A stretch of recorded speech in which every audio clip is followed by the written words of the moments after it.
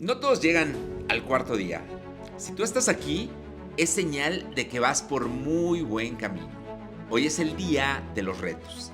Te damos pistas, pero el verdadero camino empieza después.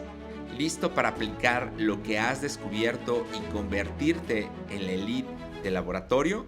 Bienvenidos al cuarto y último día de las quintas jornadas virtuales del Laboratorio Clínico de EduLab.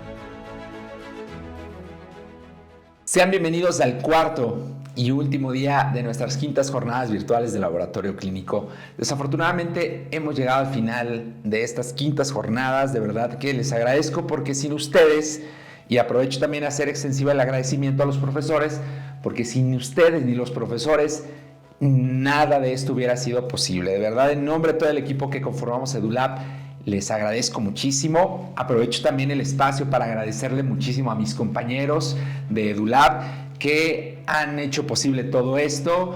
EduLab es un equipo de múltiples personas que trabajan día a día para llevar a cabo este tipo de eventos y para poder contribuir a que nosotros como profesionales de laboratorio mejoremos muchísimo nuestro papel y nuestro trabajo dentro de los laboratorios. De verdad, muchísimas gracias. El día de hoy pues estaremos cerrando con la participación de dos grandes ponentes, dos grandes expertos en sus áreas correspondientes. Y recuerden que estas charlas se van a quedar prácticamente abiertas para que ustedes puedan consultar todas las conferencias que conformaron las quintas jornadas virtuales, pero estas charlas hay que apurarnos porque hasta el día 20 de febrero estarán disponibles en nuestro canal de YouTube, así que aprovechenlas al máximo. Recuerden que fue un evento totalmente gratuito. Aquellos que quisieron adquirir su constancia de participación, recuerden que en un plazo no mayor de 30 días a partir del día de hoy se estarán cargando estas constancias a la plataforma de EduLab y ustedes las van a poder descargar. Ustedes no se preocupen si no saben cómo hacerlo, no hay ningún problema. Aquí en los comentarios están compartiendo ahorita en estos momentos el enlace correspondiente a los grupos de WhatsApp. A través del grupo de WhatsApp ustedes van a poder estar recibiendo las notificaciones correspondientes a diferentes materiales que estaremos compartiendo con ustedes, pero también los avisos correspondientes cuando las constancias estén listas. ¿Sale? Entonces, pueden, aquellos que quieran adquirirla, todavía hay tiempo. Aquí en la pantalla está el código QR. En la pantalla les está apareciendo este código QR, les reitero en los comentarios y en la descripción del video está el enlace. Aquí pueden adquirir su constancia de participación, es un costo simbólico. Aquellos que lo deseen lo pueden hacer todavía. Y el diplomado de análisis clínicos, nuevamente, no pierdan esta oportunidad, la única generación que se va a abrir en el 2026, así que aprovechenlo. Aquí en esta pantalla pueden ver los diferentes expertos, los 12 expertos que conformamos este diplomado. Consulten el temario en caso de que no hayan consultado. Aquí está el código QR, en los comentarios también está el enlace correspondiente. No pierdan la oportunidad de participar y de tomar en cuenta el tip que les comenté. Recuerden, aquí está en esta pantalla los precios vigentes por tiempo limitado, así que aprovechenlo. Recuerden de este tip que les compartí. Aquí está. Recuerden el tip que les compartí hace algunos días. Difieran, en caso de ser necesario, difieran la inscripción a través de Hotmart. Y de alguna manera va a ser la manera más accesible que yo les pudiera recomendar y que yo en su lugar lo haría porque es una oportunidad única, ¿vale? Entonces, de verdad, muchísimas gracias por participar. Ahí está, ahí les dejamos toda la información. Según yo no estoy dejando nada por alto, no estoy pasando nada por alto. Pero igual, si está haciendo falta algo, pues estamos atentos a los comentarios. Pues ya sin más preámbulo, los voy a dejar con el químico Hugo Brito. Y el químico Hugo Brito es químico farmacéutico biólogo egresado de la UNAM, con amplia trayectoria en el laboratorio clínico, banco de sangre y micología médica. Él es adscrito al Hospital General de Zona número 24 del Instituto Mexicano del Seguro Social, donde desempeña La categoría de químico clínico en el laboratorio y también en banco de sangre. Cuenta con más de 10 años de experiencia en inmunoalergia y micología médica y una sólida carrera como docente en la Facultad de Química de la Universidad Nacional Autónoma de México. Es profesor titular y asociado a programas de formación institucional, miembro de comités de evaluación y coautor del libro Micología Médica Actual. El químico Hugo Brito nos hablará de las micosis superficiales, dermatofitosis o tiñas. Y pues yo los dejo con el químico Hugo Brito. Aprovechen al máximo esta charla bastante interesante y yo regreso en un ratito más para concluir con estas quintas jornadas virtuales. Sean bienvenidos.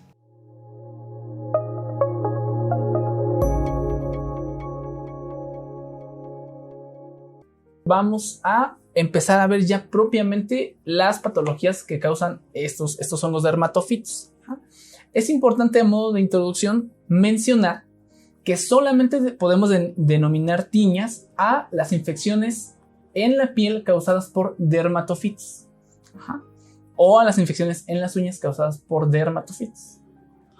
Si las uñas, por ejemplo, están afectadas por otro tipo de hongos que no sean dermatofitos, eso no lo vamos a poder definir como una tiña. Va a ser simplemente una onicomicosis por otro tipo de hongos.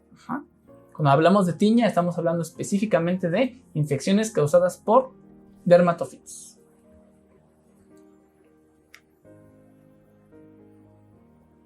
Vamos a empezar esta segunda parte con una definición de lo que pues, es una dermatofitosis. Fíjense bien lo que dice. Son un conjunto de enfermedades dermatológicas producidas por hongos que van a atacar, ya lo mencionamos, la piel y sus anexos.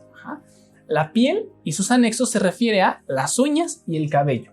Ya sabemos que todos estos tejidos, todos estos anexos, pues son tejidos queratinizados, y ya también sabemos que los dermatofitos tienen tropismo hacia esos tejidos porque tienen tropismo hacia la queratina. Las dermatofitosis van a ser causadas por un grupo de hongos, ya lo acabamos de mencionar, que parasitan la queratina. Generalmente no atacan tejidos profundos, es decir, no es frecuente que encontremos, por ejemplo, un Microsporum canis en un pulmón. No es frecuente que encontremos un Microsporum canis en un tracto urinario. Estos hongos, por su tropismo, se van a limitar a el tejido más superficial y a los anexos de la piel, que son las uñas y el cabello. Estos hongos, ya lo mencionamos, se denominan dermatofitos. Dermato, piel. Fitos, plantas, o sea, plantas de la piel.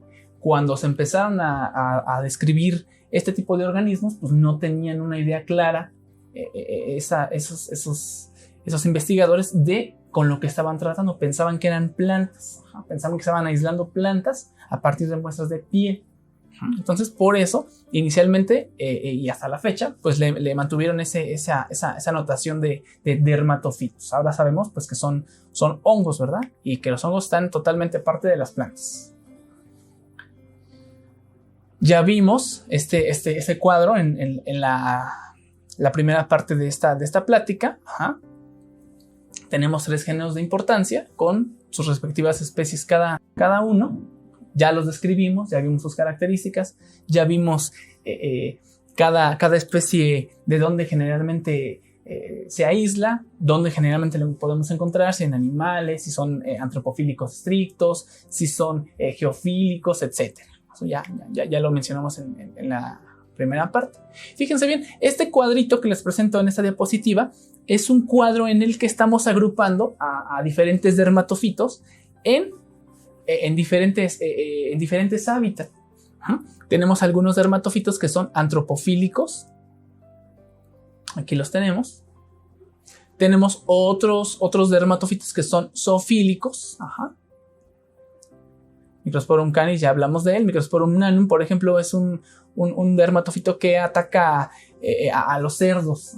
Causa infecciones en los hocicos de los cerdos o en regiones corporales extensas. Microsporum galline, obviamente, pues su nombre lo dice, ¿verdad?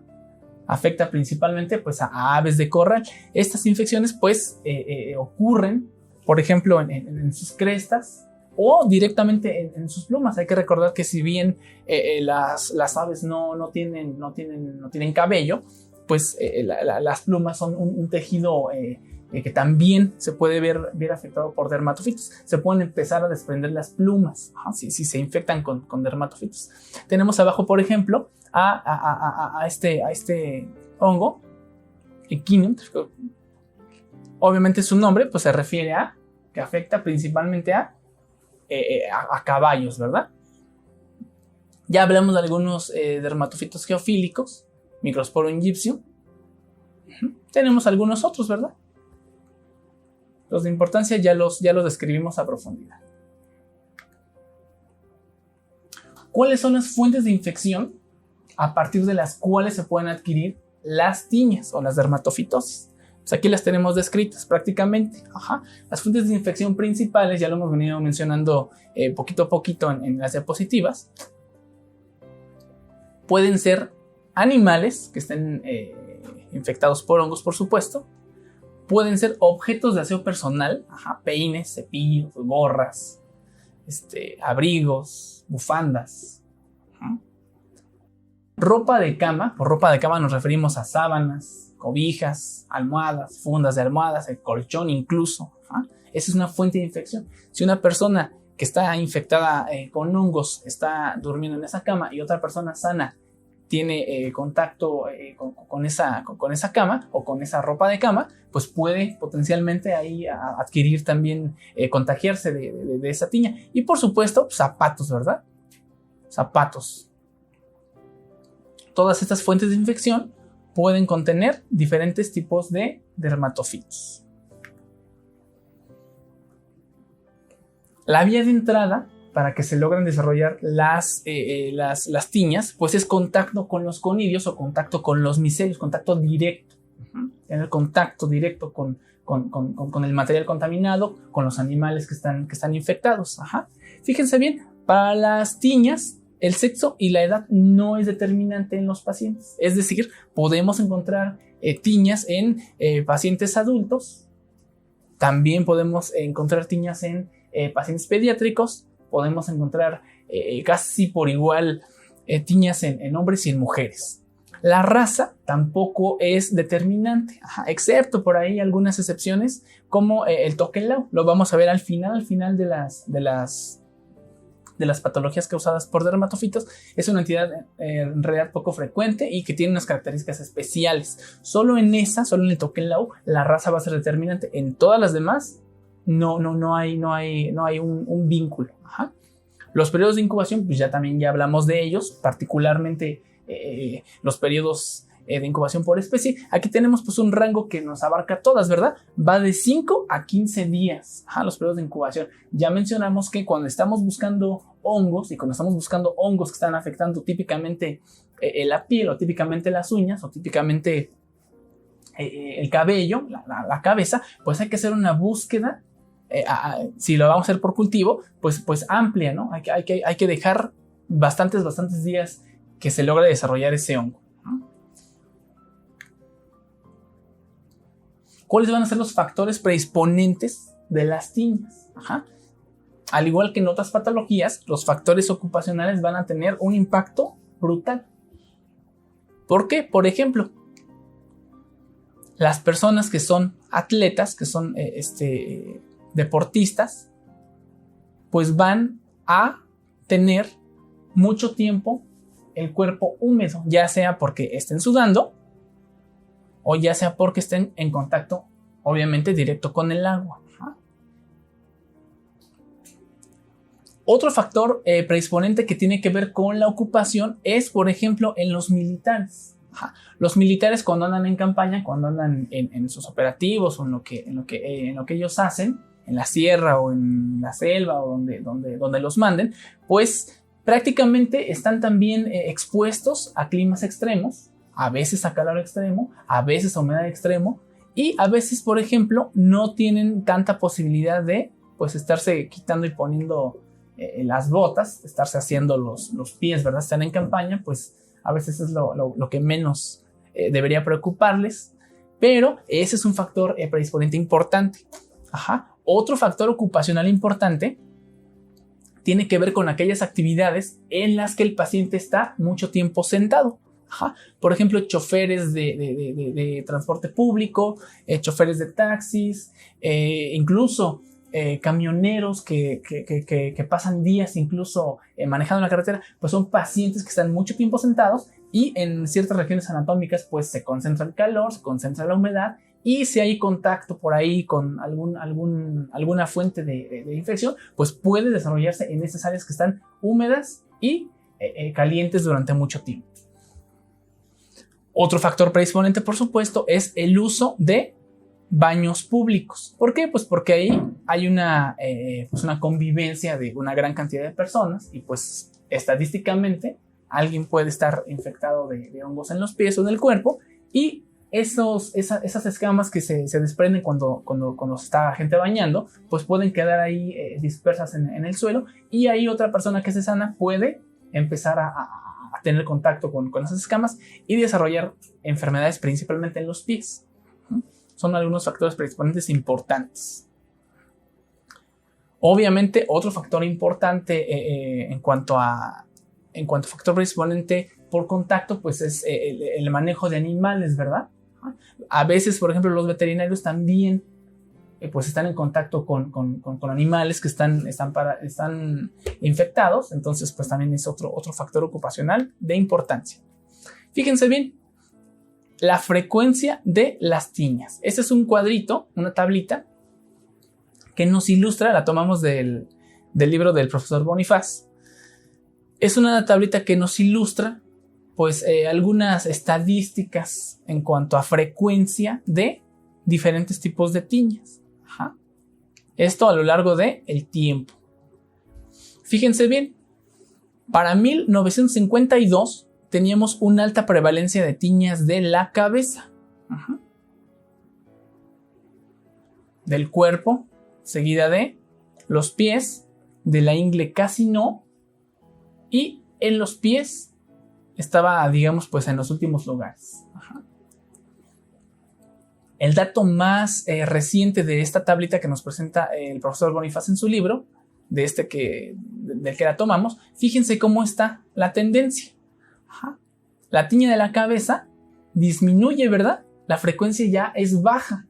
Fíjense cómo va disminuyendo aquí. La tiña del cuerpo se mantiene más o menos estable, baja un poquito. La tiña de los pies, ¿qué pasa? Aumenta. La tiña de la ingle sube, después baja y se mantiene. Y la tiña de las uñas definitivamente va a la alza. Prácticamente algunos de los comportamientos de estas tiñas en 1952, que es el primer dato que tenemos, y del 2008, que es el último que tenemos, están invertidos, ¿verdad? La tiña de la cabeza ha ido a la baja, afortunadamente, y la tiña, por ejemplo, de los pies y de las uñas, pues ha ido a la alza. Esto obviamente tiene pues una explicación de diferentes contextos. Una de ellas es principalmente que en la época actual, pues la tiña de los pies y la tiña de las uñas se presenta con mayor frecuencia. Se estima que por el uso de calzado sintético. Hay que recordar que el uso de calzado sintético va a generar en los pies una gran cantidad de calor, una gran cantidad de humedad, que si se exponen esos pies constantemente calientes, constantemente húmedos a fuentes de infección, pues rápidamente va a poder establecerse ahí una tiña. La tiña de la cabeza ha bajado, se estima que por las condiciones de hacinamiento. Para estos años 1952 se estima que había muchos hacinamientos, principalmente pues en orfanatos, principalmente pues en hospicios. Hay que recordar que la tiña de la cabeza pues es típicamente de pacientes pediátricos, y entonces en esas áreas de hacinamiento, si alguien se infectaba con hongos en la cabeza, pues esa patología iba pasando entre los demás que estaban viviendo ahí. Actualmente, afortunadamente, pues la tiña de la cabeza ha ido a la baja, está más o menos entre 1.5 y 2% del total de las tiñas. Son datos nada más estadísticos para ver los comportamientos pues desde el punto de vista casi pues históricos de tendencia de estas patologías. Aquí tenemos un estudio de 2014. Fíjense las frecuencias. Onicosis por dermatofitos, 54%, seguido de tiña del cuerpo, seguido por onicomicosis por cándida. Ahí no estamos hablando de tiña, es una onicomicosis por cándida. Seguido de tiña de los pies, onicosis por hongos no dermatofitos, tiña de la cabeza y tiña generalizada hasta abajo. Afortunadamente son de baja frecuencia. Perfecto. En esa diapositiva vamos a empezar a clasificar esas dermatofitosis, estas tiñas. Para su estudio, para facilitar su estudio, las vamos a clasificar de la siguiente forma. Vamos a tener dermatofitosis en diferentes regiones corporales. Tiñas de la cabeza, tiene sus variedades, tiña de la barba, tiña del cuerpo y sus variedades, por supuesto. El Tokelau, que es una entidad excepcional. El granuloma de Mayoki, que es una entidad también excepcional. Y la enfermedad de Hadida, que es una enfermedad súper excepcional. No la vamos a abarcar en este curso. No tiene impacto en cuanto a frecuencia. Esas son las tiñas que nosotros vamos a estar analizando en las próximas diapositivas. Vamos a empezar obviamente de arriba abajo. Vamos a empezar por la tiña de la cabeza. La tiña de la cabeza va a ser una parasitación del pelo y de la piel cabelluda. Fíjense bien, ya lo mencionamos, es casi exclusiva de niños. El 97% de las tiñas de la cabeza van a ser en niños, el 3% va a ser en adultos.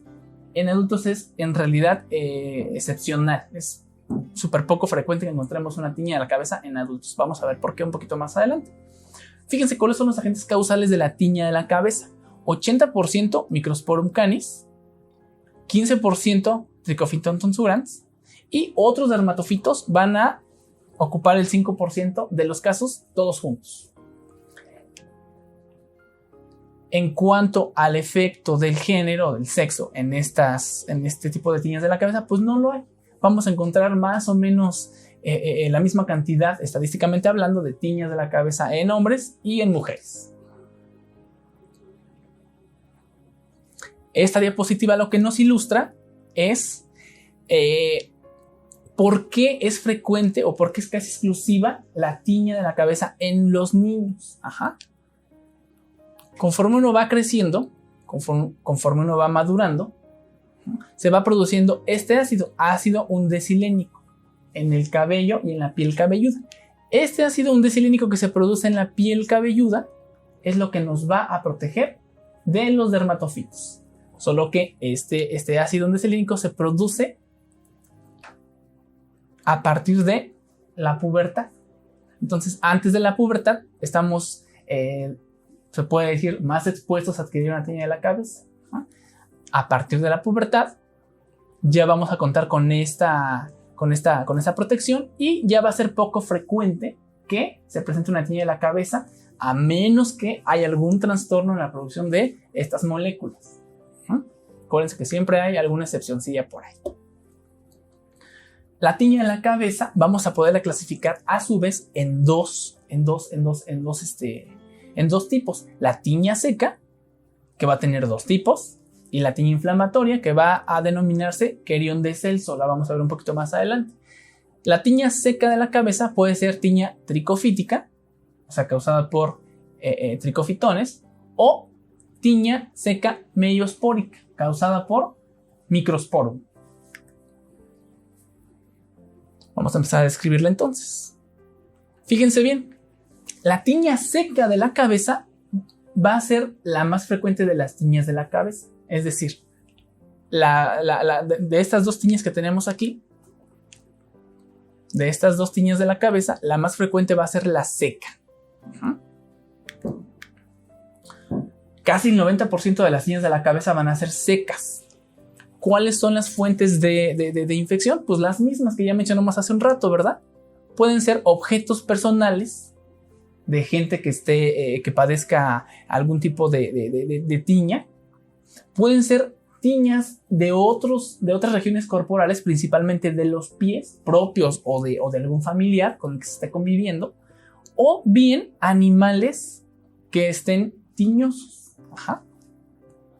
Estas tres son las principales fuentes de infección de la tiña seca de la cabeza. Fíjense lo que dice esta diapositiva. Dice, la infección inicial es en la piel cabelluda. Ajá.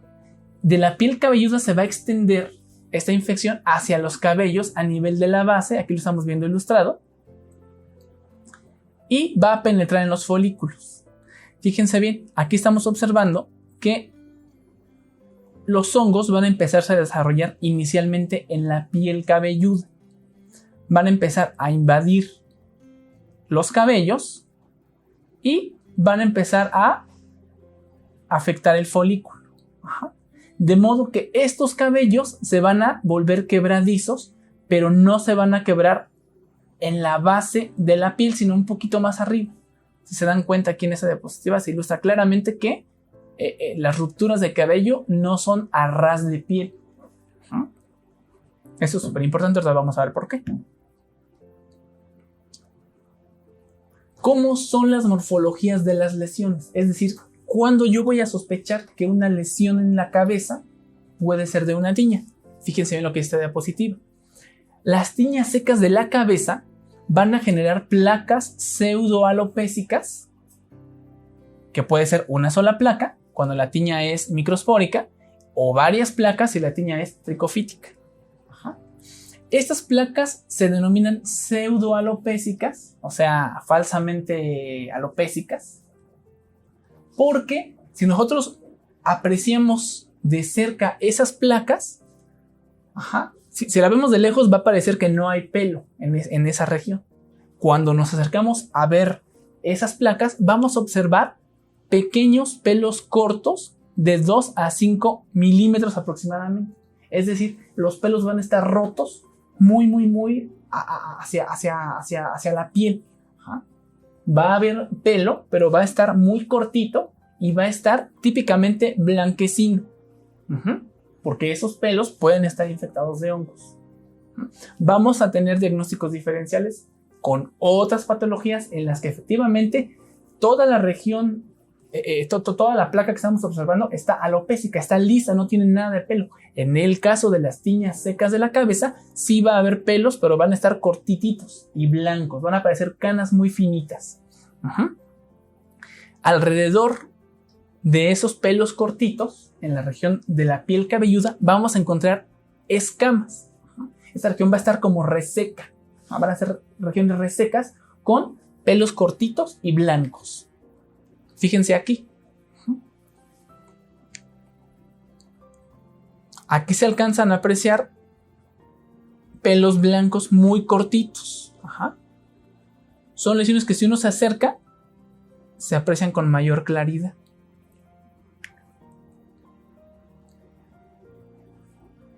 Aquí está ya tendiendo a la inflamación. Ajá.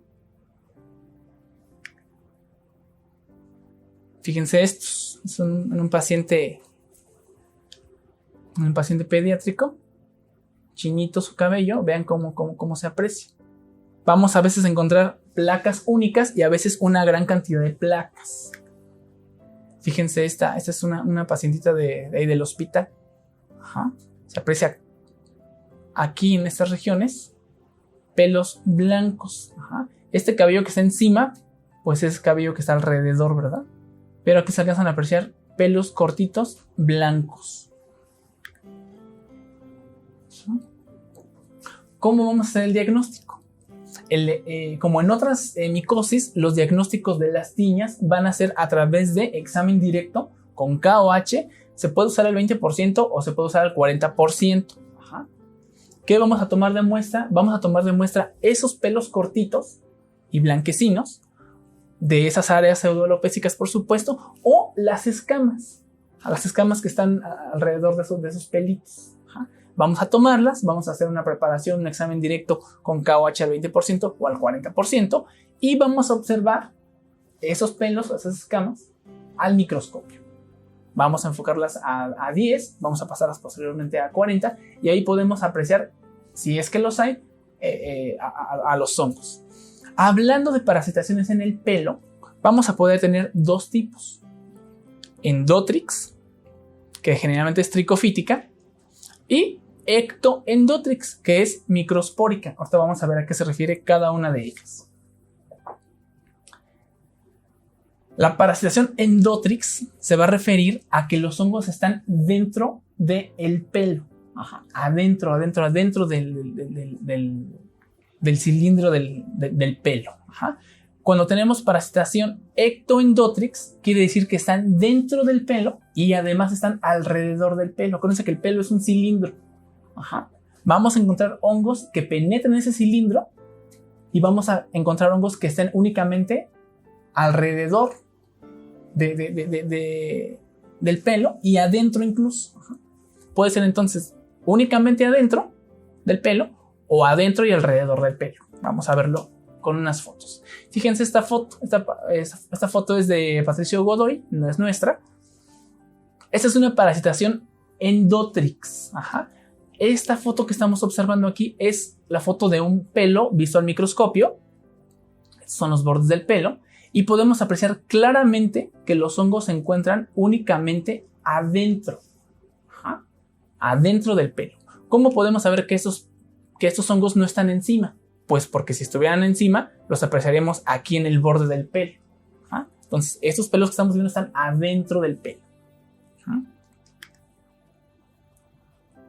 Aquí es una fotografía de Rodrigo Cruz de un pelo que está roto. ¿Ah? Fíjense bien. Este es el borde del pelo de la Universidad de Valparaíso. Está dentro los hongos del pelo, alrededor no. Si estuvieran alrededor, aquí los apreciaríamos en la orilla del pelo, ¿verdad? Pero si se dan cuenta, todos los filamentos que estamos observando están adentro. Es como si rompiéramos el pelo, están adentro. Fíjense esta otra diapositiva. Esta parasitación es ectoendotrix, es decir, está adentro del pelo y está alrededor del pelo. ¿Cómo lo sabemos? Esta región más oscura es el pelo. Esto que apreciamos aquí, más oscuro todavía, es la orilla del pelo o el borde del pelo. Y todo esto que está encima son estructuras fúngicas. Ajá. Igual de este lado. Esto que observamos aquí es la orilla del pelo. Y esta región que observamos aquí más externa son estructuras fúngicas. De modo que este pelo está parasitado alrededor. ¿Sale? Vamos a verlo más de cerca. Ahí lo estamos viendo más de cerca. Vamos a verlo más de cerca. Ahí se aprecia ya claramente, ¿verdad? Esta es la orilla del pelo. Tenemos aquí una gran cantidad de conidios. Una gran cantidad de conidios y de micelio. Y aquí no se alcanzan a observar todavía los filamentos que están dentro. Vamos a ver, tenemos una más extensa. Aquí está. Aquí ya la estamos viendo súper cerca. ¿Ah? Esto que observamos aquí es la frontera del pelo. Y podemos observar que hay estructuras fúngicas tanto alrededor del pelo, que están pegadas al pelo, como adentro. Fíjense, aquí se alcanzan ya a apreciar los conidios. ¿Sí los alcanzan a apreciar? Espero que sí se aprecien. ¿Ah? Entonces, esta parasitación está ectoendotrix, dentro del pelo y alrededor del pelo. Hasta ahí con la tiña seca. Vamos a empezar a hablar ahora de la siguiente entidad, que es la tiña inflamatoria de la cabeza. Esta tiña inflamatoria de la cabeza también se le conoce como querión de Celso o querión de Celso. Es una entidad afortunadamente poco frecuente. Más o menos el 10% de las tiñas de la cabeza van a ser tiñas inflamatorias. El resto van a ser tiñas secas que acabamos de describir. ¿Cuáles van a ser los agentes causales característicos? Fíjense bien, dermatofitos zoofílicos como Microsporum canis y Trichofiton mentagrophytes, variedad mentagrophytes. Estos hongos que vienen de especies animales son los que la van a generar. Querión se refiere a algo que se parece a un panal. Así lo describió este médico de la antigüedad, Celso, porque pues a él le pareció que esas lesiones tenían forma de panal. Ahorita vamos a ver por qué. Son lesiones supurativas, son lesiones que se pueden dar en regiones pues propiamente de la cabeza o en regiones del cuello, regiones atrás de la oreja, por ejemplo, o en la nuca. Son lesiones muy voluminosas, son lesiones dolorosas y que si no se las tiene a tiempo, además son deformantes. Vamos a revisar las fotos. Fíjense bien. Las tiñas inflamatorias de la cabeza van a empezar como una tiña seca, es decir, primero se va a afectar la piel, de la piel se va a empezar a afectar los pelos, el cabello, y de la infección del cabello, de la infección de esa región de piel, va a empezar a evolucionar a lesiones un poco más profundas. Vamos a verlas aquí. Fíjense cómo lo describe la literatura. Dice, inicia como una tiña seca que luego presenta eritema, luego presenta inflamación y concluye con una lesión de tipo tumoral. Aquí lo estamos apreciando, ¿verdad? De bordes bien definidos, muy dolorosa y cubierta de pústulas. Vamos a ver un poquito más de fotos. Vean esta, por ejemplo, esta foto la tomamos de unas diapositivas de Carmen Padilla. El proceso inflamatorio que estamos observando aquí en las tiñas inflamatorias, fíjense lo que dice esta diapositiva, no se debe en sí a las cepas. No es que esos hongos sean más agresivos. Se debe más bien a mecanismos inmunológicos que se envían a combatir a esos dermatofitos. Es decir, el propio paciente, la inmunidad del mismo paciente es la que va a generar ese proceso inflamatorio extremo. Por eso es de suma importancia tratar las tiñas de la cabeza cuando todavía están como tiñas secas. Si se les deja evolucionar, el mismo cuerpo en su afán, vamos a decirlo de alguna forma, en su afán por controlar la infección, va a empezar a generar mecanismos inflamatorios que van a producir este tipo de lesiones pues muy dolorosas, que se pueden infectar con bacterias eventualmente también, son muy supurativas, son muy deformantes, son muy traumáticas. Hay que recordar que esas patologías pues se están presentando principalmente aquí lo estamos viendo, pues en población pediátrica. Imagínense si a veces en las escuelas los niños son crueles con el que trae lentes, son crueles con el que trae brackets, pues imagínense lo que puede generar anímicamente que uno lleve una tumoración ahí en la cabeza, ¿verdad? O sea, son cosas que tienen hasta impacto, pues impacto psicológico en los niños. Hay que evitarlas a toda costa y tratar en medida de lo posible de atenderlas cuando están como tiñas secas.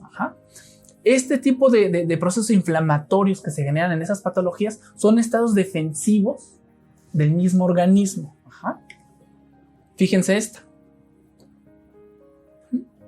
Es una tiña inflamatoria que, como bien describió Celso, pues tiene forma como de panal, como de miel escurriendo. Esta capa que se aprecia superficial, pues es pus. Hay que recordar que el paso final de las tiñas inflamatorias de la cabeza, pues es la generación de una gran cantidad de pústulas. Las pústulas, por supuesto, pues están llenas de material ceroso, de material melicérico. Tiene forma como de cera, como de miel, como de grasa, aquí lo estamos apreciando. Y son muy dolorosas. Todo esto, ya dijimos, es consecuencia pues de procesos propios inmunológicos del paciente. Vean esta. Es una lesión tumoral, de aspecto tumoral, que tiene una gran cantidad de pústulas. Aquí le estamos apreciando, parecen como si fuera acné. Y cuando estas pústulas se fistulizan, se abren, se revientan, pues empieza a salir este material ceroso. Que se aprecia bastante bien.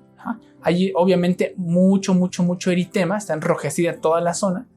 Es una zona que inicialmente da comezón, pero ya cuando está en este punto ya es más bien dolorosa por el proceso inflamatorio. Ajá. Obviamente, si estas pústulas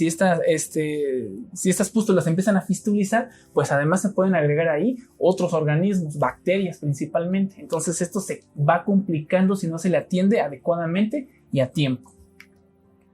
Vean es propiamente ahí, parece que tiene una pelotita de béisbol encima, ¿verdad? Es ya propiamente una lesión muy abultada y son muy sólidas. Ajá. No se pueden funcionar, no se deben funcionar, son muy sólidas. Ajá. Fíjense lo que dice la diapositiva. En un periodo aproximadamente de 2 semanas, la inmunidad celular elimina por completo al hongo.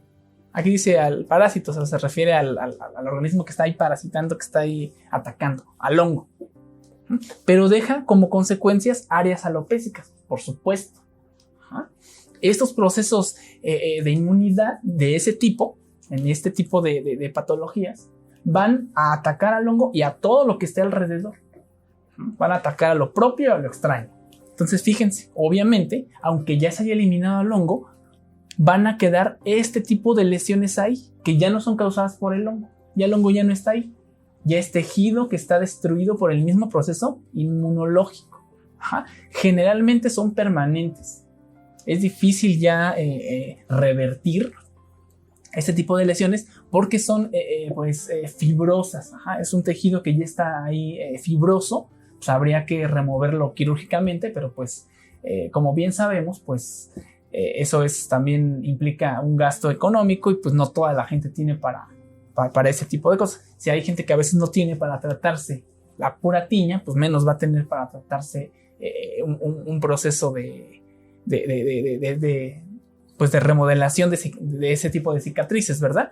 Dice abajo, ya lo mencionamos, deben tratarse rápidamente por la severidad de estas secuelas. Esto que estamos viendo son secuelas.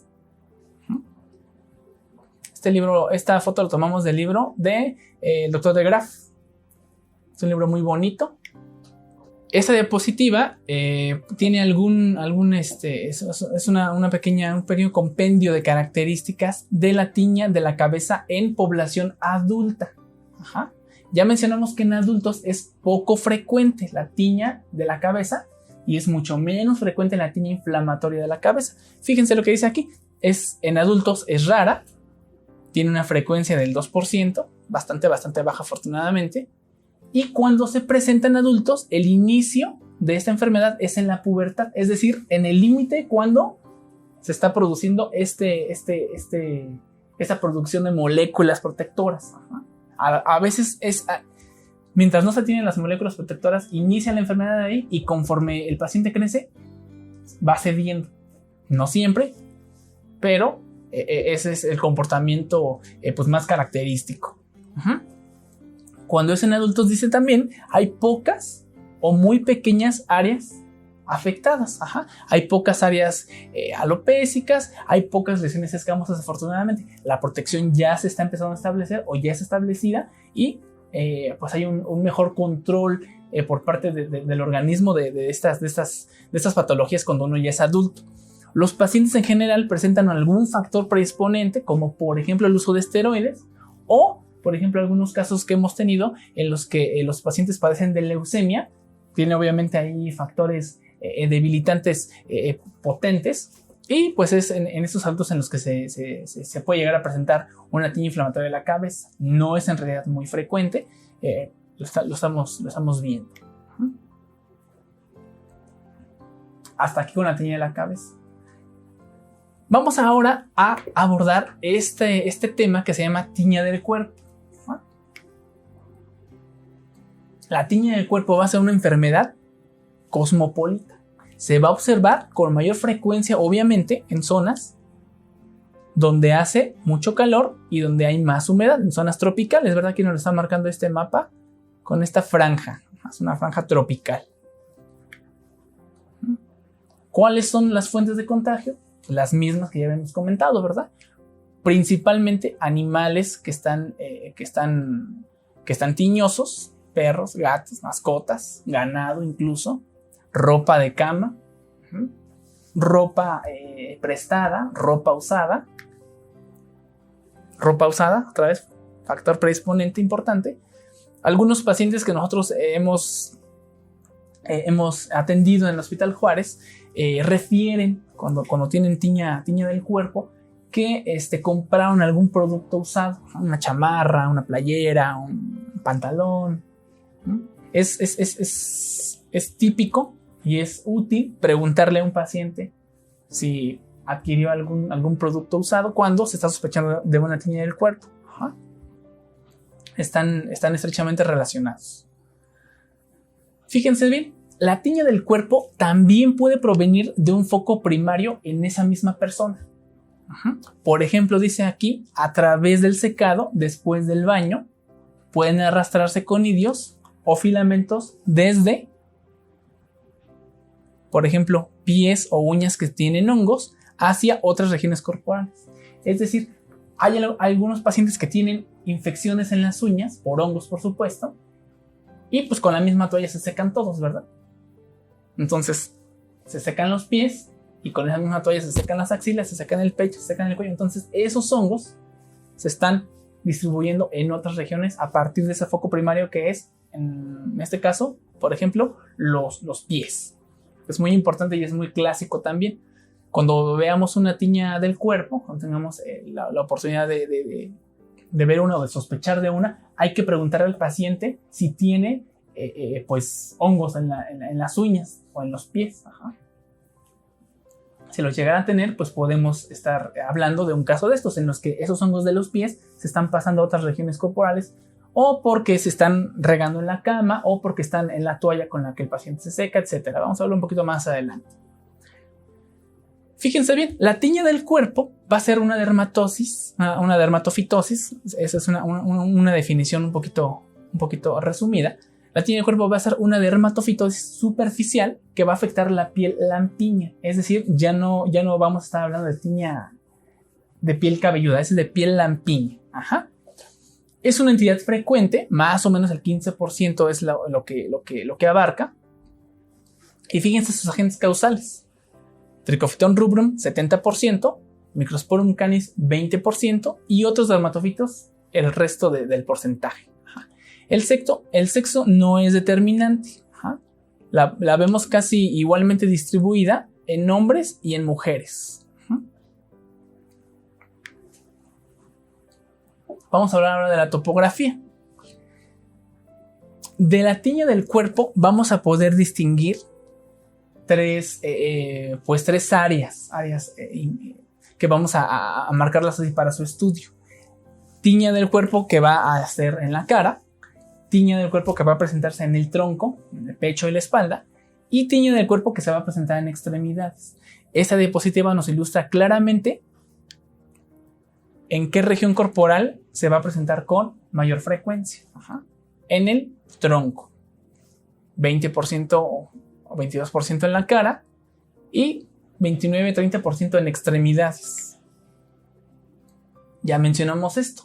Algunas tiñas del cuerpo, como por ejemplo esta que es tiña en el pecho, en el tronco, pueden provenir de tiñas que son de los pies.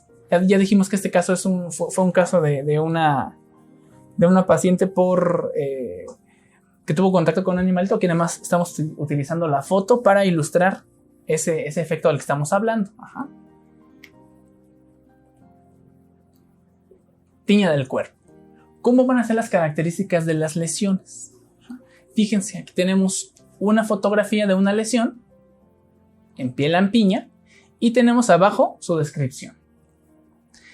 La descripción dice, son placas eritematoescamosas, o sea, están enrojecidas, tienen una cantidad de escamitas libres, estas lesiones, son muy pruriginosas, dan mucha comezón, tienen un borde activo, es decir, la orilla de la lesión se ve más enrojecida y más escamosa. Este borde activo va a crecer en pocos días y se va a extender en forma radial. ¿A qué se refiere esto? A que estas lesiones van a ser típicamente redondas. Cuando son en extensiones de piel, pues en extensiones grandes de piel van a ser típicamente redondas. Cuando la tiña del cuerpo se da en pliegues, no vamos a observar siempre lesiones redondas. Vamos a observar lesiones alrededor del pliegue. Ajá. Cuando son, por ejemplo, en el pecho, en la espalda, en los brazos, van a ser redondas. Cuando son en las axilas, por ejemplo, en las ingles, ahí van a seguir el borde, el pliegue. Ajá. Vamos a verlos un poco más adelante. Fíjense esta. Dice, pueden presentar microvesículas que al romperse por el rascado generan costras melicéricas. Hay que recordar que son muy pruriginosas. Entonces, cuando este tipo de patologías, tiña del cuerpo, se empieza a presentar, lo primero que da es comezón. Como no sabemos qué tenemos, como el paciente no sabe qué tiene, pues se rasca. Y se rasca, y se rasca, y se rasca, hasta que se generan este tipo de lesiones. Ajá.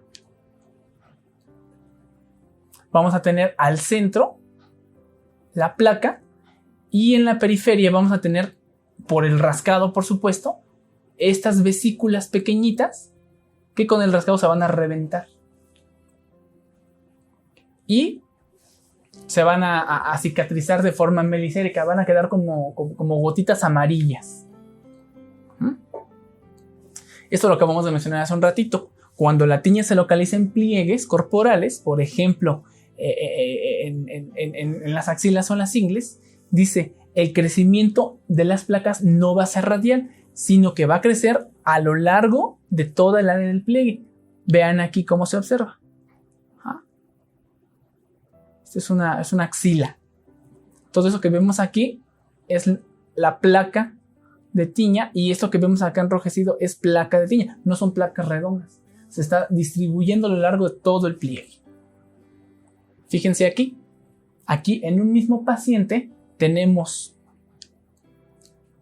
placas que son redondas porque no están en un pliegue, y placas que están en un pliegue y que están extendiéndose pues por toda la forma del pliegue. Tiene una tiña de la ingle y una tiña en una mano.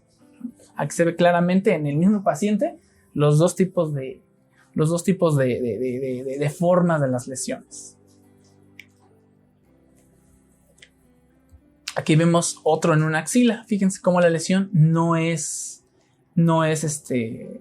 redonda, ¿verdad? Es una placa que es más bien pues deforme, está irregular. Fíjense bien esta diapositiva lo que dice. En general, la tiña microspórica del cuerpo va a dar muchas placas, y la tiña tricofítica del cuerpo va a dar una sola placa. Fíjense aquí, ese es una pierna de un bebé. Obviamente hubo aquí un rascado intenso, ya hay aquí costras melicéricas, incluso hemáticas. Aquí hay una sola placa. Esta podríamos decir que podríamos sospechar que es una tiña tricofítica. Y fíjense, este otro niño tiene una gran cantidad de placas. Como todas están en extensiones de piel, casi todas son redondas, miren. Esta podríamos sospechar que es una tiña microspórica. Incluso en la carita del niño, que tiene en una mejilla una placa grande, tiene una placa aquí en el cuello. Fíjense cómo también se alcanzan a apreciar pues huellas de rascado intenso. Esta diapositiva que les presentamos a continuación es de una tiña generalizada, es una tiña del cuerpo generalizada. ¿A qué nos referimos? Pues que esta tiña del cuerpo estaba, como las fotos no lo muestran, en las uñas de las manos, en las manos por supuesto, en los brazos, en los codos, en el antebrazo, en las rodillas, en las piernas, en el abdomen de ese mismo paciente todo por supuesto, en los pies del paciente, en las uñas de los pies del paciente, en la espalda del paciente. Está generalizada esa patología, es decir, hay tiña en todo el cuerpo. Casi es el hombre tiña. También en la cara la presentó este paciente. Es decir, estaba cubierto de dermatofitos. ¿Por qué? Aquí arriba damos una explicación pequeñita. Dice, pacientes que son diabéticos o pacientes que están tratados con esteroides presentan una mayor infiltración de placas y puede presentar una gran facilidad para que se extienda a regiones distantes. Este paciente nos refiere que desde hace mucho tiempo tenía estas lesiones en las uñas. Siempre las había tenido, él nos comenta. Pero que un médico para cierto padecimiento que este paciente tenía le recetó una gran cantidad de esteroides por un largo periodo de tiempo. Entonces, este paciente tenía una inmunidad pues baja en realidad por el consumo de esteroides, y ese factor fue súper importante para que esta tiña que originalmente estaba en los pies, es lo que el paciente nos refiere, que originalmente era la tiña inicial en los pies, se extendiera. Él nos refiere que empezó a extenderse hacia las piernas, después hacia la espalda, obviamente al abdomen, y que ya después tenía lesiones en los codos, en el cuello, en la cara, incluso tenía muchas lesiones en la cara, producto del uso de esteroides, ¿no? O a grandes concentraciones o por periodos prolongados de tiempo. Hay que recordar que los esteroides son productos a los que hay que tenerles mucho cuidado, porque pues hay que utilizarlos bajo muchas reservas, ¿no? Son súper útiles, son una maravilla, pero hay que saber utilizarlos. Incluso hay que saber interrumpirlos. Los esteroides no se pueden interrumpir de jalón. Hay que ir interrumpiéndolos escalonadamente para que pues no tengamos ahí una consecuencia. Una consecuencia por el uso inadecuado y pues por la interrupción inadecuada de estos medicamentos. Vamos a continuar ahora con la tiña de la barba. La tiña de la barba va a ser una entidad que afortunadamente tampoco es muy frecuente, menos en Latinoamérica. Esta tiña de la barba, como su nombre lo indica, pues va a ser una dermatofitosis que se va a presentar en área de la cara, en área pilosa de la cara, o sea, donde está la barba, propiamente el bigote, y en el cuello. Es una micosis rara en Latinoamérica, afortunadamente. Es una micosis frecuente en Europa y en Estados Unidos, también en Oceanía, es lo que nos marca la literatura y la estadística mundial. Y si fíjense bien, se observa en criadores de animales, y en algunos casos en veterinarios. Algunos casos, incluso hay algunos documentales ahí en internet, hablan de que en algunas regiones de Europa, de Oceanía, por ejemplo, de Estados Unidos, gente que, por ejemplo, cuida ovejas, trasquila las ovejas y con esa misma navaja se rasura. O trasquila, por ejemplo, en otras regiones pieles de animales, porque van a utilizar la piel de los animales, entonces trasquilan o rapan la piel de los animales con esa navaja y con esa misma se rasura. Entonces, si alguno de esos animales está presentando un proceso de infección por hongos en la piel, pues esos hongos pueden estar pasando directamente a la barba de esa persona que está utilizando ese mismo instrumento para las dos cosas. Aquí en América Latina, afortunadamente, no es frecuente. No. Tendremos algunos problemas, pero ese no es uno de ellos.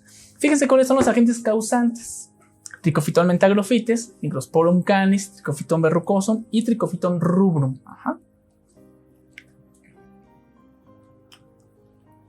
Aquí dice claramente, inicia con una pequeña placa circular, posteriormente se hace eritemato escamosa, se enrojece y da comezón, más tarde ataca los pelos de la barba, y genera una reacción inflamatoria parecida al querión de Celso, pero en la cara. Imagínense eso. No es tan agresiva como en la cabeza. Vamos a ver unas fotos, pero sí llega a generar reacciones inflamatorias pues un poco pues desagradables, un poco molestas, dolorosas y pues visualmente poco atractivas, ¿verdad? Fíjense bien, dice abajo, puede deberse a un traumatismo durante el rasurado, con esas navajas que pueden estar pues contaminadas, ¿verdad? Que pueden estar ahí con presencia de hongos porque se utilizaron para trasquilar animales. Fíjense cómo se aprecian las lesiones. Al igual que el querión de Celso, se caracterizan por tener estas costras melicéricas. Ajá. Son muy pruriginosas y generalmente se van extendiendo en forma de pequeñas placas que posteriormente se inflaman, se fistulizan, dando estas lesiones ahora pustulosas, ¿verdad? Parece como acné, pero es muy doloroso y pues se va regando, se va diseminando por toda el área facial. Esta foto también es del libro del doctor de Greff. Hasta ahí con tiña de la barba. Vamos a hablar ahora de la tiña de la ingle. Si se dan cuenta, vamos pues hacia abajo en el cuerpo. Vamos a dejar esta como para cerrar esta segunda parte, y vamos a ver en una tercera parte la tiña de los pies y la tiña de las uñas. Vamos a verla rápidamente. La tiña de la ingle, fíjense bien aquí, es una dermatofitosis del área inguinocrural, es decir, se va a presentar en el área inguinal y en el área interglútea. Se puede extender hacia todas las nalgas también. En raras ocasiones va a afectar los genitales. Va a ser únicamente de pliegues y de la región interglútea. Aquí la podemos apreciar, ¿verdad? En todo su esplendor. Como está en un pliegue, las placas van a ser irregulares, ¿verdad? No van a ser placas redondas, van a ser placas irregulares. Aquí tenemos una tiña de la ingle en un paciente afroamericano, que se alcanza a apreciar la placa. Al igual que la tiña del cuerpo, la tiña de la ingle puede provenir de una tiña de las uñas de los pies. Ya vimos cuál es el mecanismo asociado, el secado, con la misma toalla de todas las regiones corporales cuando hay una infección. Puede ser de esa misma forma como la tiña del cuerpo. Está también relacionado obviamente con el uso de ropa usada, principalmente pues prendas que van en la parte baja del cuerpo, pantalones, ropa interior, shorts, toallas incluso. Y estos son los genes etiológicos. Trichophyton rubrum, otra vez, 85%, Trichophyton mentacrophytes, más o menos 10%, y Epidermophyton flocosum, 5%. Aquí estamos viendo unas placas. No, esas no son tan llamativas como las anteriores. Son únicamente, se aprecian como si fuera resequedad, una descamación muy ligera. Aquí tenemos un par de fotos en donde la tiña de la ingle ya se extendió más allá del área interglútea. Ya está propiamente afectando todas las nalgas aquí. Ajá. Hay que recordar que, como toda tiña que se respete, pues es una entidad muy pruriginosa, da mucha comezón. Fíjense, por ejemplo, esta fotografía. En estos bordes que se aprecian aquí, pues hay huellas de rascado. De este lado incluso ya vemos algunas lesiones vesiculosas. Ajá. Hay una gran zona eritematosa. Estos pacientes por lo general comienzan con tiña en el pliegue inguinal. A veces, pues por pena o por lo que ustedes gusten, no van al médico y se compran algún esteroide, alguna crema en la farmacia, se lo aplican y el uso de esos esteroides, pues es lo que genera que estos cuadros que inician como pequeñas lesiones en las ingles, pues se extiendan a todas las regiones. Incluso se pueden llegar a ir hacia abajo. Ajá. Se empiezan a ir hacia las piernas y parecen que los pacientes traen un short de hongos ahí.